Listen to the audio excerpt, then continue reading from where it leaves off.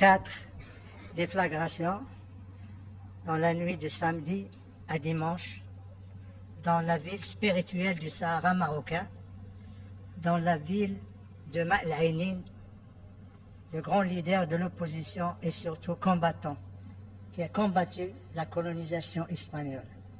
C'est en pleine nuit que ces 4 explosions ont eu lieu. Je vais vous montrer ici. C'est une ville qui est connue pour sa sérénité, pour la qualité de sa vie et surtout pour le pacifisme de ses populations civiles.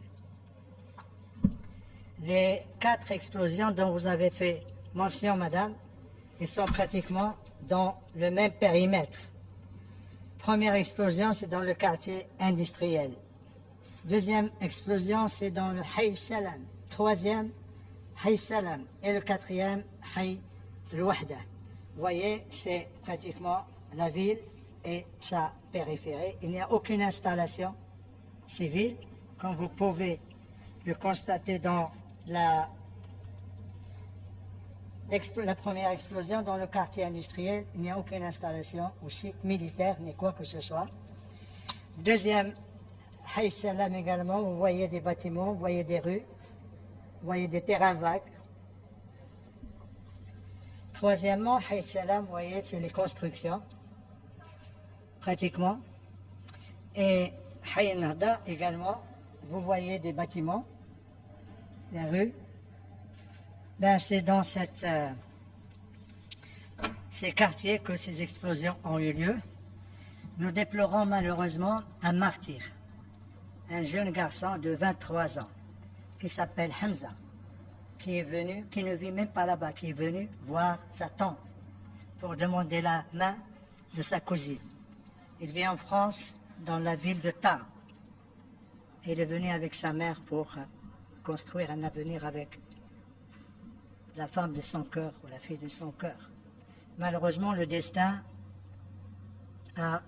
on a décidé autrement, ou je dirais ceux qui ont organisé, perpétré ces explosions lâches, ignobles, on a décidé autrement. Nous déplorons également 3 blessés, dont 2 dans un état grave et qui se trouvent encore aux urgences à l'hôpital militaire de Laayoune. Immédiatement après ces explosions, qui ont eu lieu pratiquement vers minuit, minuit 30, la MINURSO a été avisée. Et comme vous le savez, la MINURSO a également des postes d'observation à Smara. Ils sont venus immédiatement. Ils ont constaté que les explosions ont eu lieu dans des quartiers civils, des maisons civiles, un mort et des blessés civils. Et bien sûr, ils vont faire leur rapport au quartier, ici le headquarter, au secrétariat de l'ONU. Et bien sûr, le Conseil de sécurité sera saisi par ce rapport. Les autorités marocaines, de leur côté, ils ont demandé ce qu'il y ait, à travers le procureur général, auprès de la cour d'appel de Laayoune, qui a demandé à ce qu'on diligente, la police judiciaire de diligenter une enquête afin de vérifier ou d'identifier les détails scientifiques, mais également balistiques de ces explosions. Le Maroc est un pays légaliste. Pour le moment, nous sommes dans la phase de l'enquête, de la collecte d'informations. Nous n'accusons personne parce que tout simplement, nous attendons les résultats probants de cette enquête.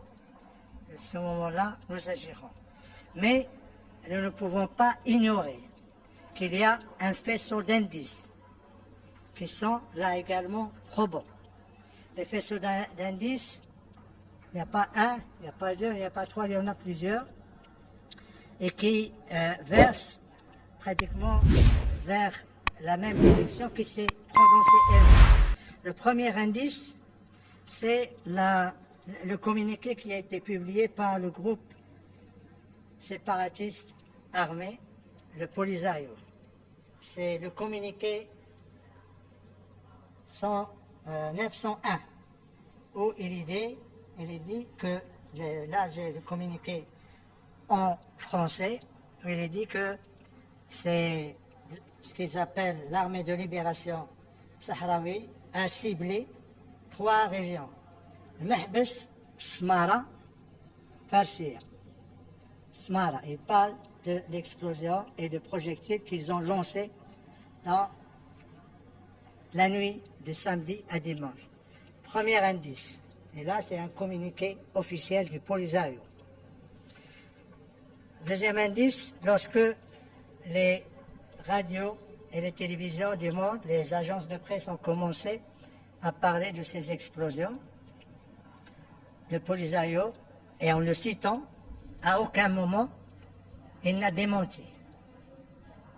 En l'absence de démenti de sa part, tout le responsabilise et tout indique que, effectivement, son silence confirme que c'est eux qui sont derrière ces explosions. Comment pourrions-nous qualifier tout en attendant les résultats et les conclusions de l'enquête de la police judiciaire de la Younes Mara?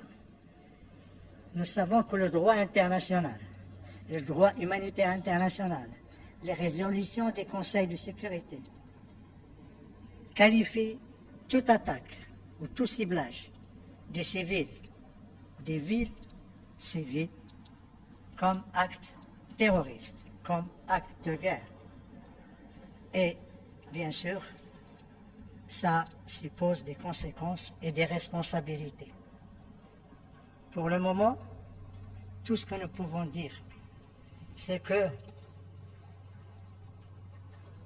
ces attaques ou ces explosions, cette victime innocente, que j'appellerai Shahid, qui a attristé tout le Maroc, ne resteront pas impunis.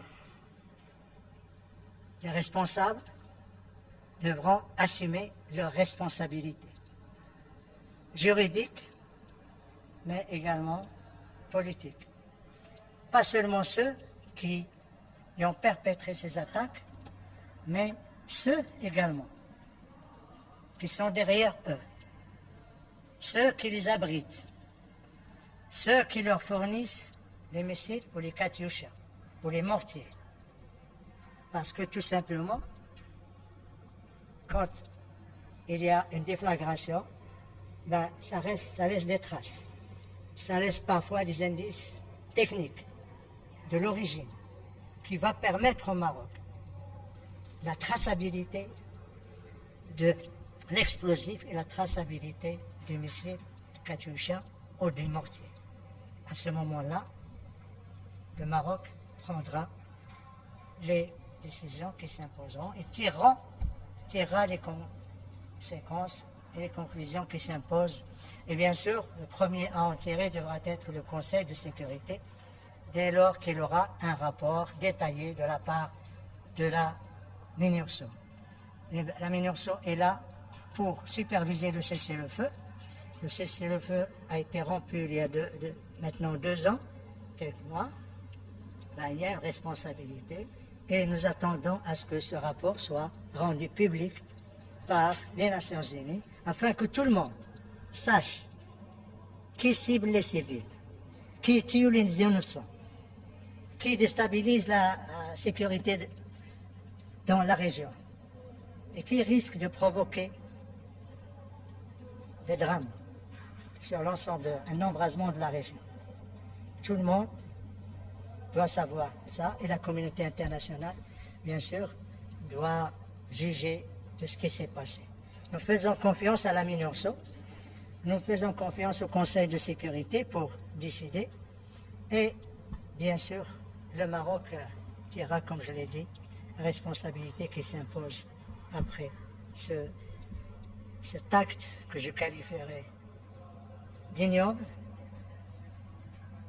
et d'acte terroriste, condamnable. Deuxième question, ouais.